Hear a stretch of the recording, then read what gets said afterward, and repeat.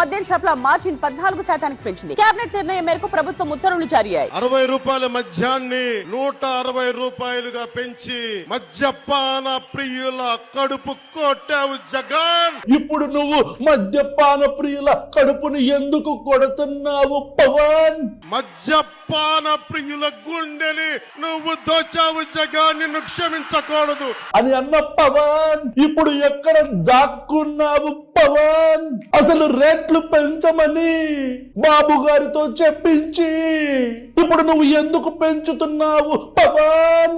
మద్యపాన నిషేధం నిషేధం అని చెప్పి 30,000 కోట్లు దోచేశావు జగన్. ఇప్పుడు మరి మీరేం చేస్తున్నారు పవన్? 30,000 కోట్లు దోచేస్తే మీరు అధికారంలో ఉన్నారుగా పవన్. ఇప్పుడు దాదాపు 8 నెలలు అయిందిగా పవన్. ఈ మద్యపానానికి సంబంధించి 30,000 కోట్లు దోచేస్తే జగన్మోహన్ రెడ్డిని లోపల ఊహించొచ్చుగా పవన్.